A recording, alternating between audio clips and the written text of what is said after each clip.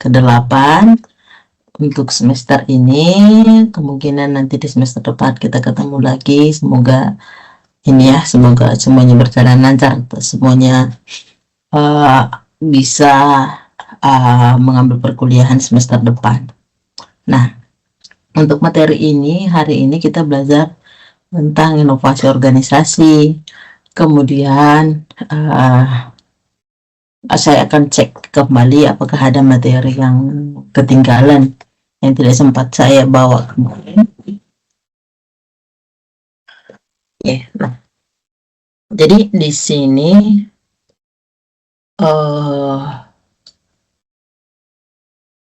kita belajar kan manajemen perubahan ya. Nah, inti dari materi kita adalah seperti apa sih kita memanajemen perubahan itu, gitu. Nah, seperti yang kita tahu bahwa perubahan itu bisa disebabkan oleh faktor internal dan faktor eksternal. Nah, faktor internal dan eksternal itu, dari internal biasanya itu dipengaruhi oleh adanya inovasi. Jadi seperti yang kita lihat bahwa ada namanya quantum leap, ya, jadi lompatan kuantum, di mana setiap perubahan di zaman itu dipelopori oleh inovasi, dipelopori oleh adanya penemuan terbaru. Nah, jadi di sini bisa kita lihat organisasi itu sebenarnya adalah tempat berkumpulnya semua ide-ide atau di mana semua pemikiran berkumpul dalam organisasi. Nah, jadi di dalam organisasi itu sebenarnya inovasi itu berkembang lebih cepat. Nah, jadi teman-teman seperti ketika mempunyai ide apapun itu, termasuk ide bisnis, ada baiknya dikomunikasikan, didiskusikan dengan orang lain. Mungkin ada perspektif yang lain atau pemikiran yang lain yang belum sempat kita pikirkan, gitu. Jadi di sini kita belajar seperti apa sih inovasi yang terjadi di dalam suatu organisasi itu.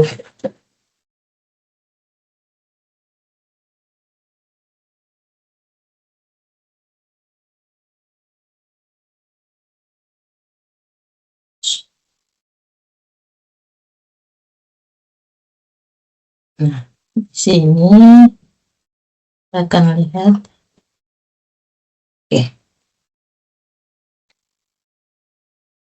kreativitas ya, kreativitas.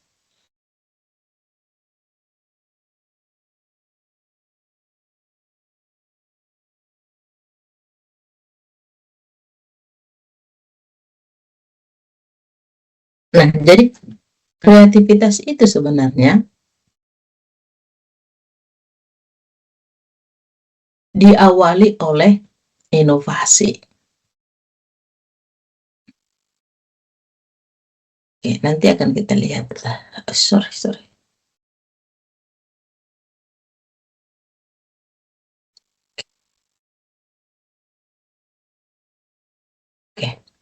Nah, proses perubahan terjadi diawali oleh adanya inovasi yang dilakukan secara perorangan, kemudian diterapkan dalam skala yang lebih luas dalam sebuah organisasi.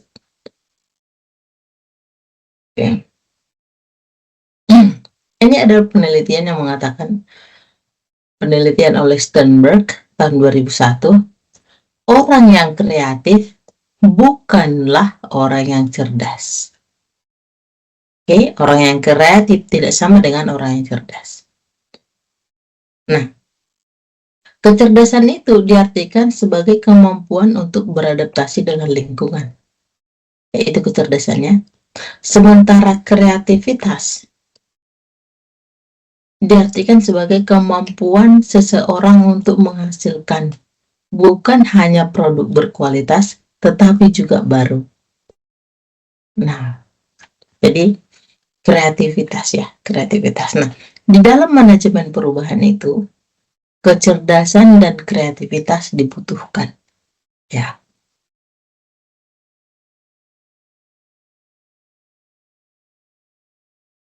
Nah, jadi apakah lebih baik menjadi orang cerdas atau menjadi orang kreatif?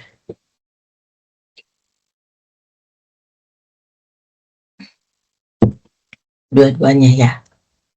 Nah, jadi kecerdasan itu kemampuan beradaptasi, kreativitas, kemampuan memproduksi produk yang baru dan berkualitas. Nah, ada beberapa karakteristik kreativitas. Yang pertama, meliputi semua bentuk karya manusia, baik karya yang berwujud, yaitu produk, maupun tidak berwujud, termasuk contohnya desain, proses, dan ide. Oke, tidak terjadi secara kebetulan, melainkan sebuah upaya yang sengaja dilakukan. Jadi teman-teman bisa bayangkan ya, di televisi itu selalu ada namanya tim kreatif. Nah, jadi di sana itu tim kreatif itu memikirkan ide apa sih yang harus dilakukan. Oke, nah harus menghasilkan sesuatu yang baru dan original. Kemudian, individu merupakan aktor utama pelaku kreativitas, tetapi dapat juga dilakukan secara berkelompok dalam organisasi. Jadi ini beberapa karakteristik kreativitas.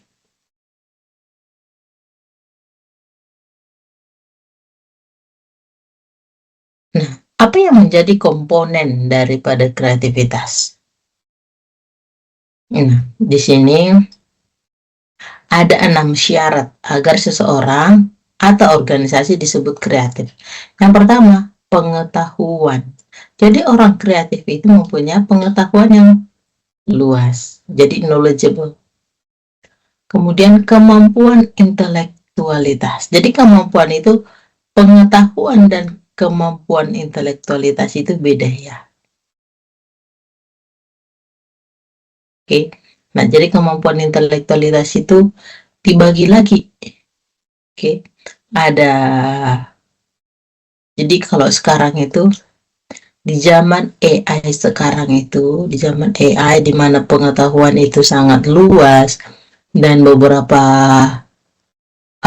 pekerjaan itu bisa digantikan dengan AI. Apa sih kemampuan yang perlu dimiliki oleh seseorang? Yang pertama adalah kemampuan kreativitas ini.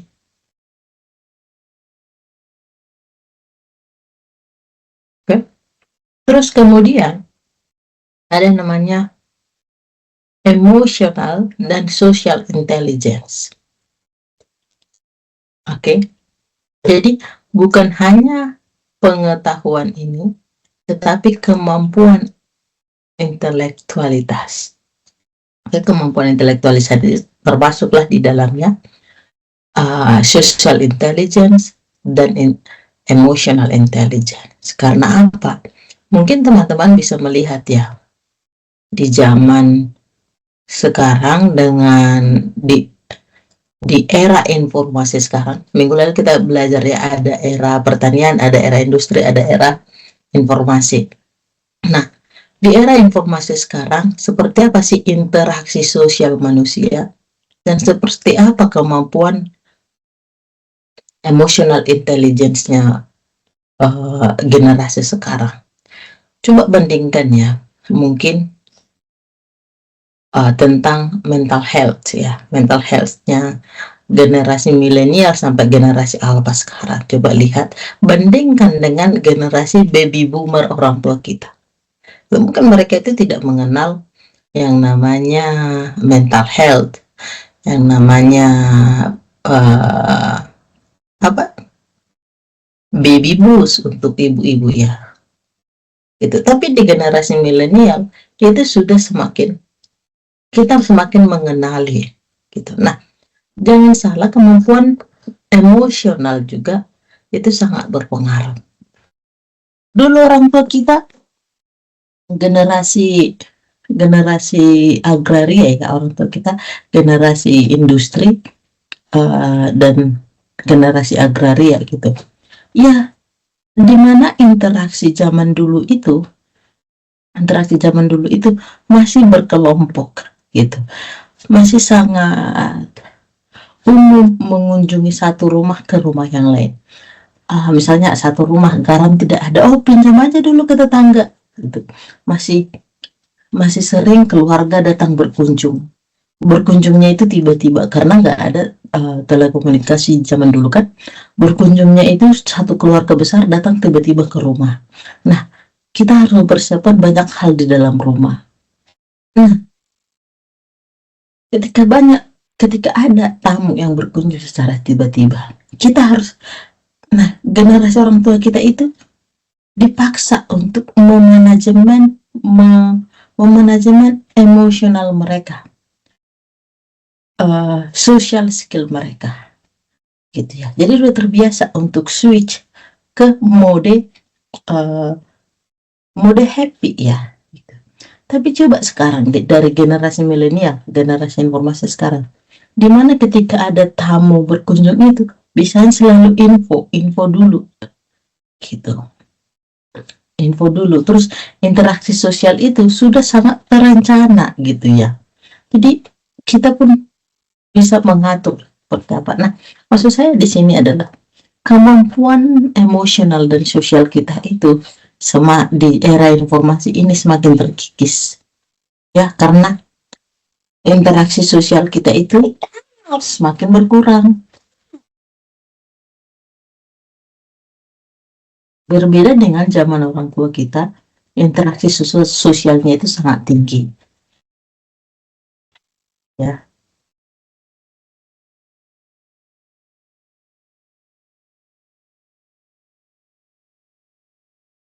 Oke. Coba ya, 6 syarat seseorang atau organisasi disebut kreatif. Yang pertama pengetahuan. Kita bisa pengetahuan ini seperti apa ya? Bisa secara uh, intelligence, ya, academic intelligence. Tapi kemampuan intelektual di sini termasuk social dan emotional intelligence. Yang ketiga ini adalah cara berpikir kreatif. Ya, memang ada orang yang berpikirnya kreatif, ya. Mungkin di antara kalian punya teman yang memang kreatif gitu, idenya itu sangat kreatif, misalnya ide jualan, ide konten, memang kreatif. Kemudian motivasi, ya, motivasi ini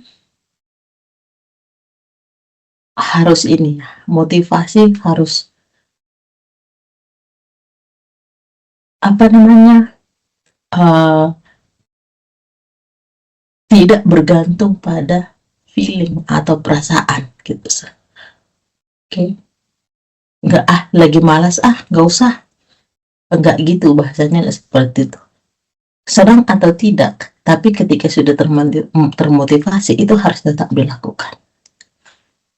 Kepribadian, oke, personality, kemudian lingkungan. Oke, nah, ini syarat seseorang atau organisasi disebut kreatif.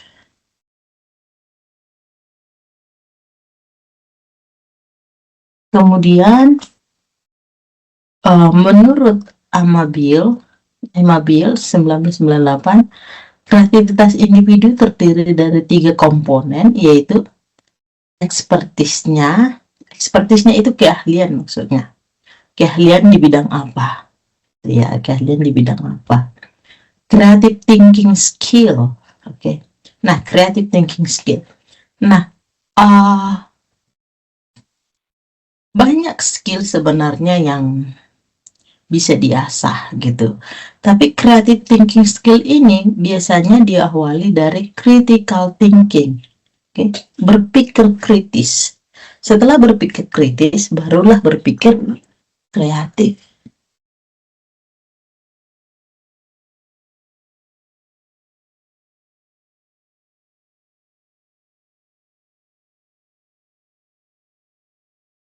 dan motivasi. Yang ketiga itu motivasi ya, motivasi. Jadi di Steinberg maupun Amabil, kreativitas itu selalu ada faktor motivasi. Jadi motivasi ya, motivasi itu ketika kita melakukan sesuatu itu tidak bergantung lagi pada mood kita. Ya, moodnya lagi bagus atau tidak, ya harus tetap dilakukan. Itu disebut dengan motivasi.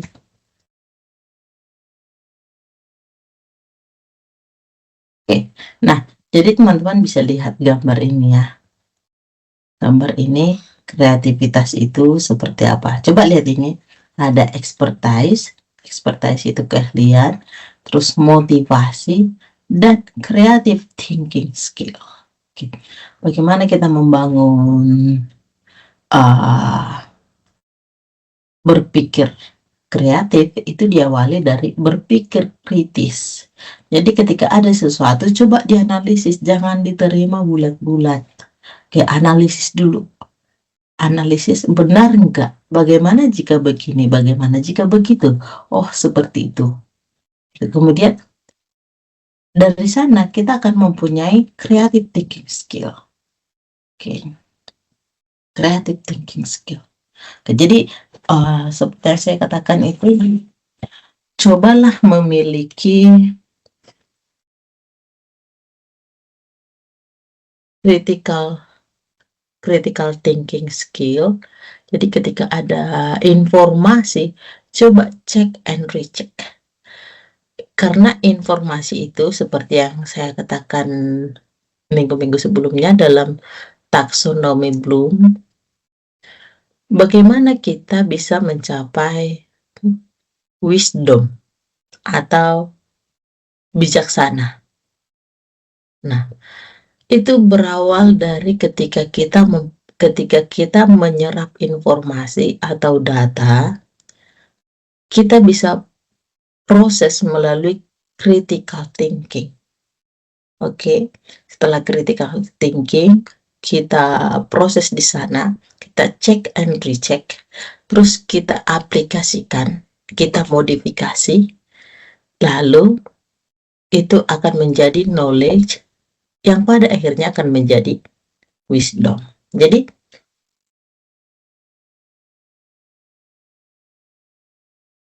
kebijaksanaan itu berasal dari apa sih? Berasal dari ilmu pengetahuan. Oke? Wisdom ya. Wisdom itu datang dari knowledge. Knowledge itu datang dari informasi, data. Tapi bagaimana kita memproses data dan informasi itu menjadi awal dari kita mempunyai wisdom atau tidak. Oke. Nah, jadi proses untuk mempunyai sifat yang kreatif adalah bagaimana cara kita memproses data dan informasi yang masuk ke kita. Oke. Data dan informasi yang masuk ke kita akan menentukan apakah kita memiliki creative thinking skill atau tidak. Oke. Nah, jadi seperti apa sih komponen kreativitas berdasarkan kedua ahli ini, Amabil dan Steinberg? Oke. Yang pertama kita lihat dari Amabil ini. Amabil itu dia mengatakan 3 ya, yang menjadi komponennya ada 3, sementara Steinberg mengatakan ada 5. Oh, ada 4. Ya, ini 4 ya. Oke.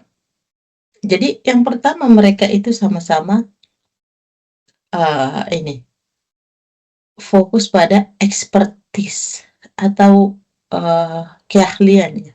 Sini juga termasuk keahlian, pengetahuan dan kemampuan intelektual. Tapi Steinberg itu lebih fokus, jadi pengetahuan dan kemampuan intelektualitas itu dibedakan ya. Sementara Amabil itu hanya mengatakan expertise.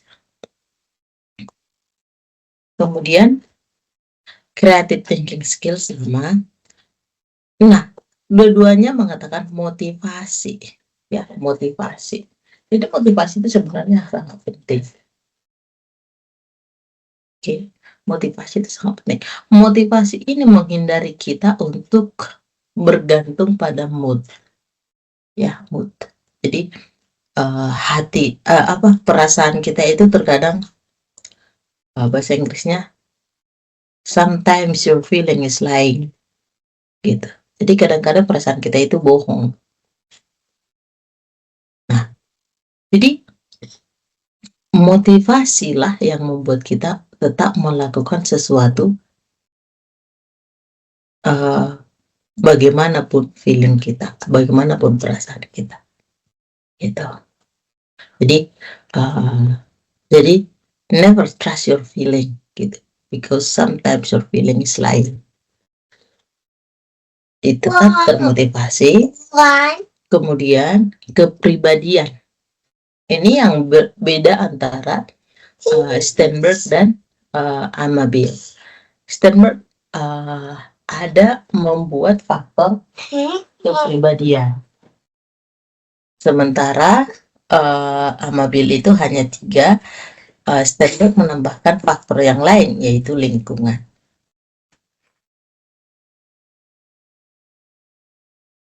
Sekarang kita lihat tipologi kreativitas. Oke, tipologi kreativitas itu, teman-teman udah tahu ya, tipologi kreativitas itu artinya kita menggabungkan beberapa faktor, beberapa variabel dengan level intensitas yang berbeda. Di sini bisa kita lihat tipologinya menjadi 4 ya. Setelah kita melihat faktor-faktor ini, dua faktor. Yang pertama tipe persoalan, yang kedua dorongan untuk berkreasi.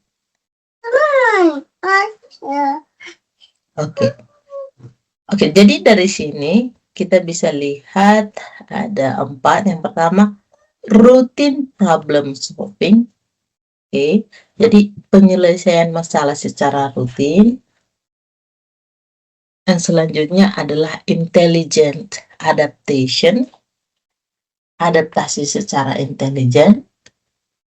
Kemudian reactive creativity dan proactive creativity. Oke. Nah, jadi ini ada 4 seperti menggunakan taksonomi kreativitas. Oke, jadi seperti ini. Nah, ketika kita menggabungkan 2 faktor, tipe persoalannya terbuka atau tertutup, dorongan untuk berkreasi eksternal dan internal, kita akan menemukan 4 kategori dengan menggunakan 2 faktor ini. Oke, sekarang kita lihat satu persatu. Yang pertama, kalau tipe persoalannya terbuka dan dorongan untuk berkreasi itu eksternal, oke, maka di sini kategori yang pertama kita bisa melihat expected creativity atau kreativitas yang diharapkan. Nah, selanjutnya untuk tipe persoalan tertutup dan dorongan.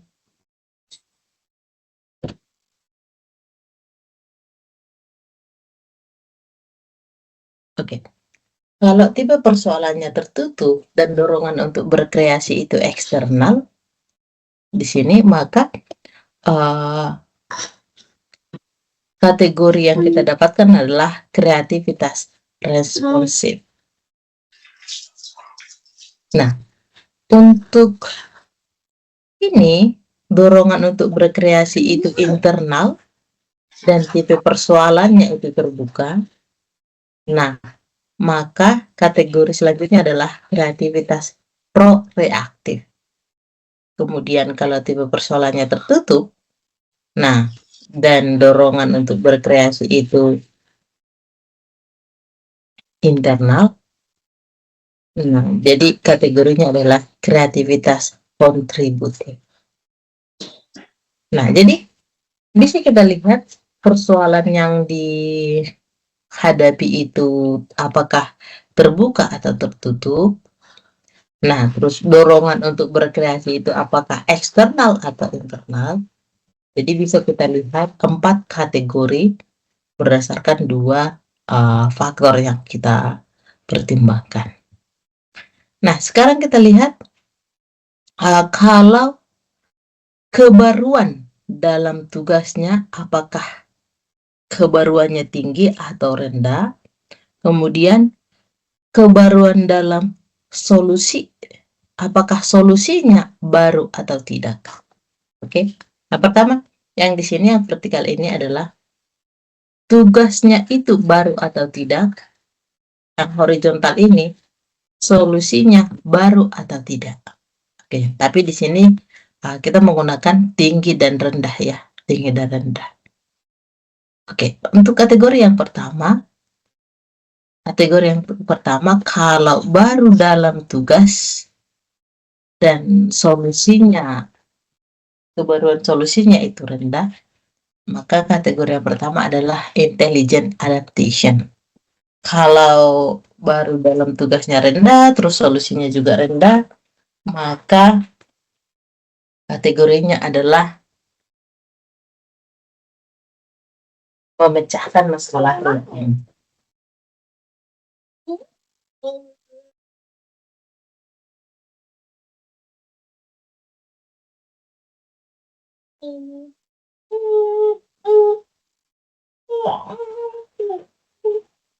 Oke, kemudian untuk yang paling baik sebenarnya ketika baru dalam tugasnya tinggi, kebaruan dalam tugas tinggi, dan kebaruan solusinya juga tinggi. Nah, itu disebut dengan kreativitas reaktif.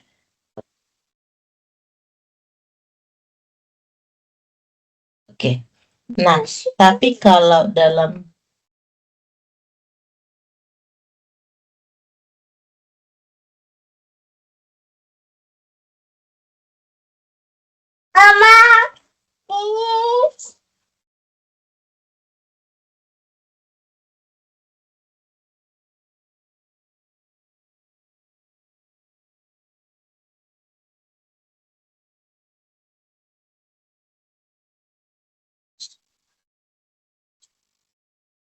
oke. Nah, jadi dengan adanya kita berbicara tentang kebaruannya, kebaruan dalam tugasnya, dan kebaruan dalam solusinya, maka kita akan melihat 4 kategori ini. Yang pertama, intelligent adaptation, routine problem solving, dan proactive creativity, dan juga reactive creativity. Jadi yang paling bagus ketika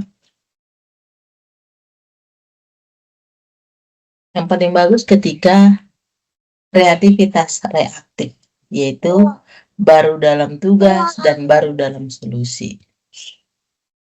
Nah, seperti apa kita memanajemen kreativitas sebenarnya?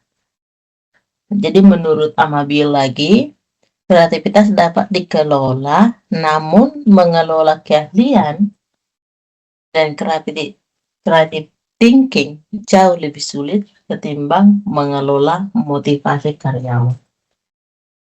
Nah, karena apa, Kak? Oke, motivasi karyawan itu kita bisa memberi motivasi, ya. Kita bisa memberi motivasi pada karyawan. Tapi membuat karyawan mempunyai creative thinking itu lebih sulit karena susah mengubah cara berpikir seseorang, gitu ya. Susah mengubah cara berpikir seseorang. Nah, lebih mudah memotivasi daripada mengubah cara berpikirnya. Oke, ini menurut Amabil ya. Oke. Nah, tapi seorang manajer bisa mempengaruhi kreativitas seseorang dalam 6 hal. Ya, yang pertama, Yang pertama seperti apa? Memberikan tantangan pada karyawan.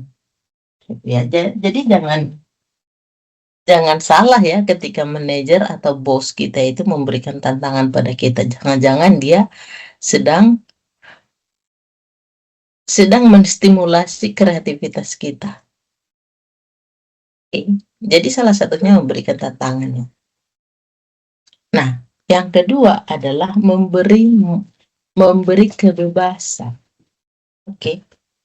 Nah, terkadang kebebasan yang diberi pada karyawan itu akan menstimulasi mereka untuk kreatif. Ya. Jadi ketika ada masalah, kita bisa delegasikan untuk diselesaikan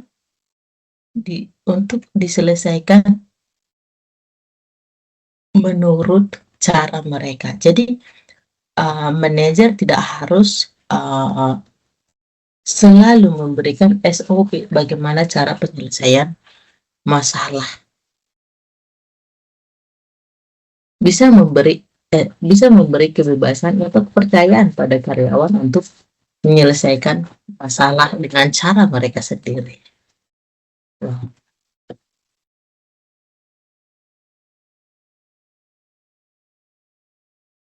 Kemudian menyediakan sumber daya. Karena apa? Kreatif itu uh, butuh modal ya, butuh modal. Kemudian menata teamwork. Menata teamwork itu juga penting karena terkadang seseorang itu berkembang dengan tim yang pas. Terkadang seseorang merasa timnya timnya pas ketika karakter yang ketemu itu pas gitu. Nah, mungkin seseorang yang sanguin ketemu dengan orang sanguin mungkin akan ngomong terus ya. Melankolis ketemu dengan orang melankolis diam-diaman gitu. Tapi ketika diketemukan dengan kombinasi beberapa sifat orang-orang, kan akan membuat teamwork itu bekerja. Kemudian melakukan supervisi. Supervisi memberikan dorongan organisasional. Jadi ini ada 6 cara seorang manajer mempengaruhi kreativitas seseorang. Ya, jadi seperti yang Amabel bilang, lebih sulit mengelola keahlian dan kreatif thinkingnya karyawan dibanding mengelola motivasi. Nah, jadi kreativitas perusahaan itu memperoleh hubungan yang erat dengan inovasi. Jadi kreativitas selalu menghasilkan inovasi walaupun tidak secara otomatis terjadi. Sebaliknya, inovasi selalu mengandung unsur kreativitas. Jadi inovasi itu selalu mengandung unsur.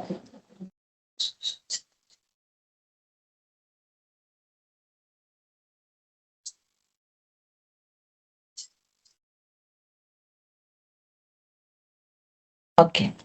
Nah, mengenal istilah invensi, inovasi, dan adopsi. No.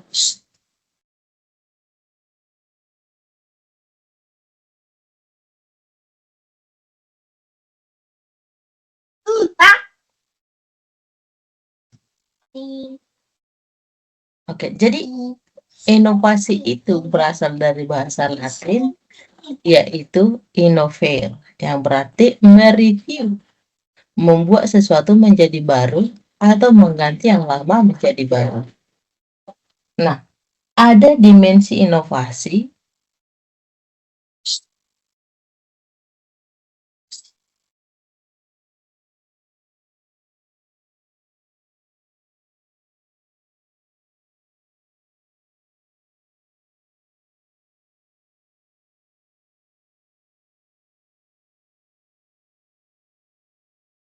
Dimensi inovasi adanya unsur kebaruan dan memiliki nilai manfaat.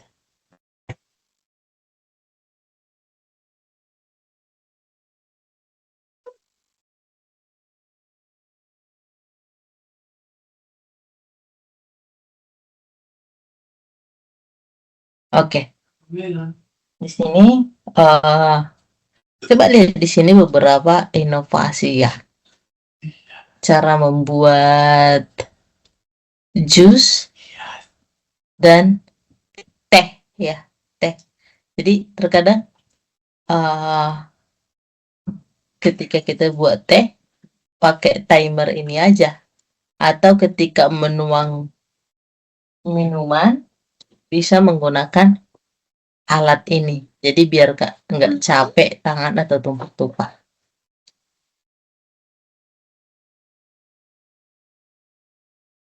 Oke, ini coba lihat ini. Ini adalah remote TV ya. Remote TV yang sekalian pembuka tutup botol. Ya, tapi ya sama aja, ini pasti sering hilang juga ya kalau di rumah. Kemudian ini ibu-ibu mungkin familiar ya cara menuang teh ke dalam gelas, apalagi kalau tamunya sedang banyak atau ada acara gitu. Kalau dituang satu-satu kan capek ya. Nah, jadi ini ada inovasi dengan membuat corong ceretnya itu sekali 5 sekaligus. Nah, ini alat pemotong pizza. Alat pemotong pizza digunting begini ya, digunting begini, nggak pakai pisau lagi, lalu ditarik satu-satu. Ini pakai alat langsung seperti ini. Nah, kemudian apa sih bedanya inovasi dan adopsi? Oke, inovasi itu baru ya, adopsi itu namanya mengadopsi. Ya, mengadopsi. Oke, jadi inovasi itu original, sementara adopsi itu hasilnya berupa derivasi atau turunan dari produk aslinya. Inovasi itu baru, tapi adopsi itu bukan sesuatu yang bersifat umum. Diciptakan, sementara adopsi dibeli atau pinjaman. Jadi sama seperti bisnis franchise ya. Nah, jadi teman-teman kalau misalnya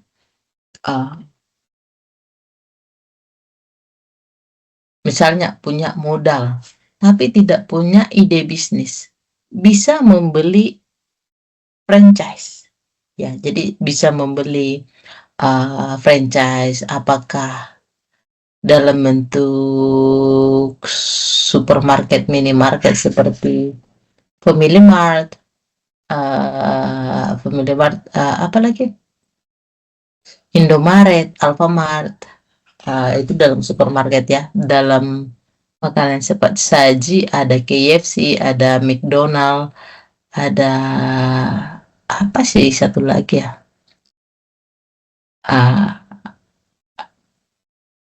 Ricis ya, Ricis. Nah, jadi bisa dibeli. Itu salah satu contoh adopsi. Jadi franchise itu adalah adopsi. Karena tidak selamanya kita bisa menciptakan ide bisnis yang baru. Oke. Inovasi itu wujud atau realisasi dari kemampuan organisasi, sementara adopsi merupakan perwujudan dari daya beli. Nah, inovasi itu memiliki ketidakpastian yang relatif tinggi, adopsi mudah diprediksi. Jadi sama seperti yang saya katakan tadi, untuk bisnis franchise itu kita lebih mudah memprediksi ya penjualan, karena kita bisa melakukan kalkulasi dengan jumlah penduduk di suatu daerah dan lokasi franchise yang kita pilih itu di mana, bisa kita prediksi tingkat penjualan dan selera pasar itu seperti apa juga. Nah, tapi untuk inovasi, misalnya kita membuat ide bisnis yang baru, itu ketidakpastiannya itu sangat tinggi. Oke. Nah, contoh, selanjutnya itu pionir. Jadi, untuk inovasi kita merupakan yang pionir, sementara untuk adopsi kita pengikut, bukan pencetus gagasan. Oke. Tapi jangan, ini ya, resiko resiko pada saat inovasi itu besar dibanding dengan resiko pada saat mengadopsi. Oke, memiliki unsur inovasi merupakan bentuk respon. Jadi adopsi itu merupakan bentuk respon, dukungan dari pimpinan puncak, keputusan manajemen puncak, upaya yang berbasis komitmen dan berkesinambungan, tidak harus memiliki komitmen dan berketerkaitan. Dapat dilihat oleh pihak eksternal, tidak harus terlihat oleh pihak eksternal. Nah, ini perbedaan antara inovasi dan adopsi menurut Revi Chandran pada tahun 2000. Nah, apa praktik manajemen yang mendukung inovasi? Coba bayangkan teman-teman itu bekerja menjadi seorang manajer di suatu organisasi atau perusahaan. Nah, teman-teman itu pasti menghadapi masalah baik internal maupun eksternal. Nah, salah satunya perubahan. Nah, perubahan itu harus di manajemen. Dan juga harus mendorong karyawan memiliki inovasi. Nah, jadi praktik manajemen seperti apa sih yang dapat mendukung inovasi? Oke, seperti apa peran seorang manajer dalam mendorong inovasi? Nah, coba lihat di sini. Dorongan manajemen itu yang pertama, budaya organisasi yang mendorong kreativitas melalui penilaian gagasan yang fair dan konstruktif, pemberian pengakuan dan penghargaan untuk pekerjaan kreatif, mekanisme untuk mengembangkan gagasan baru, gagasan yang terus mengalir, dan visi bersama. Oke, nah, jadi seorang manajer itu harus mendorong dengan cara melakukan penilaian terhadap ide secara fair, secara fair. Kemudian memberikan reward, penghargaan terhadap pekerjaan yang kreatif. Nah, membuat adanya mekanisme dan gagasan itu harus terus dipelihara, tapi dengan fokus pada visi bersama. Oke, nah, jadi mungkin inovasi gagasannya berbeda, tetapi visi harus tetap sama. Visi itu harus tetap sama. Dorongan atasan atasan bertindak sebagai role model, menetapkan tujuan secara tepat, memberi dukungan penuh kepada kelompok kerja yang menghargai kontribusi individu, dan menunjukkan rasa percaya diri dalam kelompok. Nah, jadi atasan itu menjadi role model. Dorongan kelompok kerja. Nah, anggota kelompok kerja memiliki skill yang beragam di mana masing-masing bisa komunikasi dengan baik, terbuka untuk menerima ide baru, masing-masing bisa secara konstruktif, saling percaya, saling membantu satu sama lain, dan memiliki komitmen terhadap apa yang sedang dikerjakan kelompoknya. Nah, di teman-teman di sini ketika mempunyai kelompok kerja, communication skill itu harus baik ya. Communication skill itu sangat baik. Jadi seperti yang saya katakan, di zaman era informasi sekarang, di mana pengetahuan pekerjaan bisa digantikan oleh teknologi, skill apa sih yang harus kita peroleh sebagai individu? Oke, skill apa sih yang harus kita peroleh? Skill apa sih yang kita miliki yang tidak akan bisa digantikan oleh teknologi sekarang? Ya, seperti yang saya katakan bahwa kita harus mempunyai ide kreatif, kreativitas thinking, critical thinking, communication skill. Oke, communication skill. Nah, emotional intelligence dan social intelligence. Gitu. Bagaimana kita menempatkan diri, bagaimana kita berkomunikasi, dan bagaimana kita memanajemen emosional kita. Gitu ya, memanajemen emosional kita. Karena kita pada akhirnya di tengah-tengah perubahan zaman, kita pada akhirnya butuh untuk tetap beradaptasi ya. Bagaimana cara kita beradaptasi dengan adanya perubahan yang terus-menerus terjadi. Oke, kita sekarang berada di era informasi, mungkin 20 tahun lagi eranya akan berbeda. Bagaimana kita tetap bisa beradaptasi dengan adanya gelombang perubahan. Oke, selanjutnya ini memiliki akses terhadap sumber daya yang dibutuhkan termasuk keuangan, material, fasilitas, dan informasi. Oke, pekerjaan yang menantang memiliki rasa dan kemauan bekerja keras untuk pekerjaan yang menantang dan proyek-proyek penting. Kemudian memiliki kebebasan untuk menentukan cara bekerja. Jadi, ya pekerjaan yang menantang ya. Termasuk ya salah satunya saya rasa kalian ini semuanya sudah memiliki sifat ini, pekerjaan yang menantang, memiliki rasa kemauan bekerja keras untuk pekerjaan yang menantang dan proyek-proyek penting. Nah, menjadi pekerja di negara asing itu tidak mudah ya, meninggalkan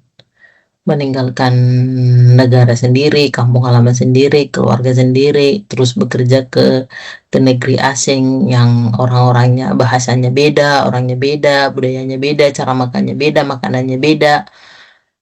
Udah begitu kerja belum tentu kerjanya nyaman gitu. Kalian malah pilih kuliah lagi. Jadi saya pikir kalian itu mempunyai kemampuan bekerja keras dan kemauan untuk melakukan pekerjaan yang menantang gitu.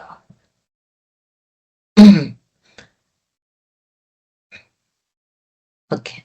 Nah, tapi ada praktik manajemen yang menghambat inovasi. Yang pertama, hambatan manajemen dan tekanan beban kerja. Oke. Nah, hambatan manajemen budaya organisasi yang kental dengan suasana politik, persaingan yang destruktif, dan menghindari resiko. Oke. Nah, jadi kalau misalnya teman-teman itu posisinya sebagai seorang manajer, coba lihat suasana di bawah itu seperti apa. Apakah itu penuh dengan intrik politik? Coba bayangkan teman-teman, posisikan teman-teman sebagai seorang manajer. Oke, posisikan teman-teman sebagai seorang manajer. Coba lihat bawahan teman-teman itu seperti apa sih suasana persaingannya. Apakah masih sehat atau enggak? Ada enggak sih di antara bawahan ini yang sebenarnya memberikan efek yang negatif terhadap teman-temannya? Gitu. Selalu berbicara negatif tentang pekerjaan, bukannya mendorong produktivitas, malah memberikan efek yang negatif. Gitu. Nah, jadi sebagai seorang manajer, kita harus bisa mengganti suasana di organisasi kita, di bawahan kita itu menjadi suasana yang lebih sehat. Ya, coba perhatikan suasana politik, kepentingan orang-orang ini seperti apa. gitu. Jadi harus fair ya, fair. Oke. Kemudian tekanan beban kerja. Tekanan terhadap waktu kerja yang sangat ketat, mengharapkan tingkat produktivitas yang tidak realistis, banyaknya gangguan untuk menciptakan pekerjaan yang kreatif. Nah, jadi tekanan beban kerja mungkin teman-teman bisa merasakannya seperti apa sih rasanya tertekan di dalam pekerjaan gitu. Tekanan beban kerja itu tidak akan memberikan kesempatan berinovasi pada karyawan gitu. Jadi karyawan itu jangan ditekan. Ya, tapi sebaliknya seperti ini tadi, memberi kebebasan ya, memberi kebebasan, jangan ditekan. Oke. Oke, ini materinya sudah ini ya, sudah selesai. Oke, ada pertanyaan dari kalian? Ini adalah pertemuan ke-8 kita. Oke, Asep. Ya Bu, selamat siang Bu. Ya, Masih selamat pagi siang ya? Asep. Ya, masih pagi di sini. Jam 7 ya Bu? Jam 6, setengah 7. 6.30 ya, setengah 7. Oke Bu, saya mau tanyakan tentang, kan kita mengenai inovasi organisasi. Jadi Iya. di perusahaan saya ini lebih ke Hmm. oper inovasi Bu, Oh, malah jadi capek sendiri gitu. Sebab capek kita sendiri ya dengan perubahannya. di target dalam sebulan itu harus 4 atau 5 produk yang baru, sedangkan untuk produk yang baru itu kita bikin produk baru itu trialnya itu lama dan butuh banyak effort gitu, Hmm. di mana selain kita bikin produk baru kita juga kan harus masih menjalankan pekerjaan kita yang harus dijalankan gitu Hmm. sehari-hari. Jadi eh, pertanyaannya ya saya lebih ke negatif aja sih Bu kalau tentang inovasi di perusahaan saya. Oke, oke, oke. Jadi di sini nggak dibahas pula over inovasi ya. Ya, Oke. Jadi over inovasi ya. Jadi mungkin bagaimana produknya itu, maksud saya produknya itu jenis apa gitu. Misalnya, nah jadi ciri khas inovasi yang kita bahas di sini adalah, coba saya ulang lagi ya. Ini adalah seperti yang ini adalah produk berkualitas dan juga baru ya. Produk berkualitas dan juga baru. Nah, itu kreativitas yang berkualitas juga baru. Nah, mungkin di sisi permintaan pasarnya, karena belum tentu konsumen memiliki daya beli terhadap produk ini ya, gitu. Jadi seperti yang Asih bilang tadi, over inovasi itu mungkin belum sempat diserap pasar, sudah ada produk yang baru. Itu kali ya, Sep? Ya, seperti itu, Bu. Atau mungkin, Bu, mungkin kalau inovasi kan udah jadi ini produknya, ini mah masih Hmm. dalam R&D gitu, Pak. Ya, Bu, ya. Oh, Kalau disebutnya itu R&D. masih dalam riset dan development mungkin. Kalau Mm-mm. inovasi kan udah final gitu. Ya, iya, iya. Ya, jadi memang di dalam perusahaan itu R&D-nya itu sangat berperan ya dalam pembuatan inovasi, karena di sanalah uh, ide itu muncul. Nah, sampai akhirnya nanti ada riset, seperti apa sih, riset pasar namanya, seperti apa sih uh, pergeseran selera konsumen itu. Nah, itu yang akan diproduksi untuk skala perusahaan. Tapi saya mau coba tanya Asep, seperti apa sih? Kita kan membahas ini tentang manajer, seperti apa sih peran manajer dalam mendorong inovasi, dan apa sih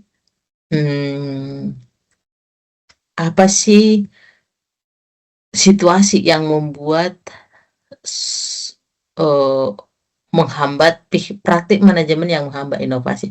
Coba Asep cerita seperti apa sih pengalamannya di sana, praktik manajemen yang mendorong inovasi di perusahaan tempat Asep bekerja. Oke Bu, yang pertama background perusahaan ini kan F&B ya, food and beverage, Ya, makanan dan minuman. Dan ya, ini seperti yang kita tahu bahwa tren makanan dan minuman itu selalu fluktuatif, rubah-rubah terus dalam hitungan yang sangat cepat gitu. Dan permasalahannya masyarakat di sini itu lebih sangat sensitif dengan kalau misalkan ada di Jepang yang baru, mereka ngikutin semuanya. Di Amerika yang baru ngikutin semuanya. Seperti itu. Jadi tiap perusahaan itu benar-benar perang ide dan kreativitas seperti itu, Bu. Di sisi lain kan kita masih harus tetap ngejar profit juga ya, Bu. Iya. Ngejar profit, dan R&D ini kan butuh juga cost yang tinggi gitu. Iya, Cost yang iya. tinggi, riset yang lama. Setelah kita dapat riset satu produk, produk baru udah muncul lagi. Ya seperti itu, Bu. Lebih ke hambatannya sih hambatan karena eksternal ya, Oke. bukan dari internal. Seperti itu. Iya ya. Oke. Oke, jadi untuk makanan dan minuman itu inovasinya itu butuh ini juga ya. Saya nggak tahu karena itu pasti perannya itu sangat sangat sentral di chefnya ya. Iya, Bu. Di Saya chefnya, chefnya. ya kan? Iya, ya, Asep chefnya ya, iya. Jadi sentralnya Asep. memang di chefnya, bukan pada pihak manajemennya. Jadi sentralnya di chefnya, gitu. Mungkin pihak manajemen melihat pasar dan selera konsumen gitu. Tapi sentral inovasinya itu ada di chefnya, gitu. Seperti apa sih? Apakah chef ini, apakah chefnya apa namanya memiliki inovasi gitu, memiliki inovasi untuk bukan hanya mengadopsi tapi membuat produk yang baru gitu. Iya, Bu, betul seperti itu. Iya kan, iya. Oke. Ada lagi mau dibagikan Asep? Udah, Bu, itu saja. Sebab saya kan di restoran, jadi produknya itu produk fisik. Tapi permasalahannya gimana kalau yang jasa itu inovasinya? Paling di teknologi semacam itu ya, Bu. Seperti praktek dokter dan sebagainya. Iya, misalnya dalam perusahaan apa namanya, perusahaan air minum dalam kemasan misalnya Aqua gitu, karena saudara saya, kakak saya bekerja di Aqua salah satunya ya. Jadi dulu masih ingat itu ketika awal-awal COVID, kami kan sering bercerita ya. Dia tahu saya ekonomi, dia kan orang teknik ya. Nah, dia bilang, ini COVID-19 ini seperti apa nanti dampaknya ke perusahaan kami, gitu. Jadi cerita punya cerita, saya bilang, ini negara-negara lain sudah melakukan lockdown. Nah, Indonesia juga nanti akan melakukan lockdown. Nah, ketika lockdown itu nanti terjadi,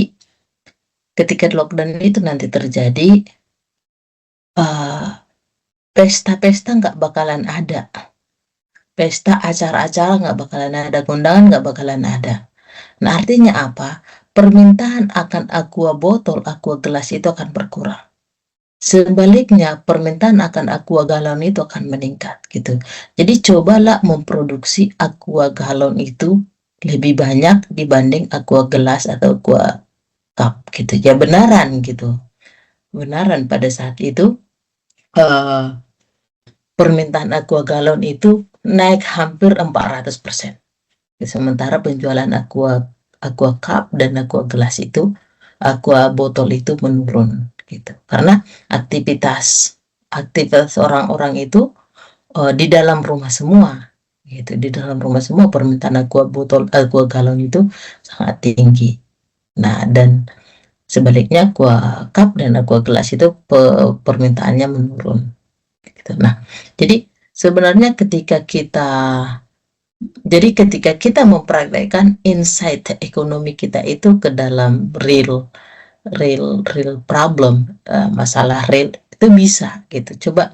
Nah, permasalahannya adalah bagaimana kita seperti taksonomi Bloom ya, bagaimana kita mempertajam knowledge kita itu, yang akhirnya itu menjadi insting, akhirnya itu menjadi wisdom, ya wisdom.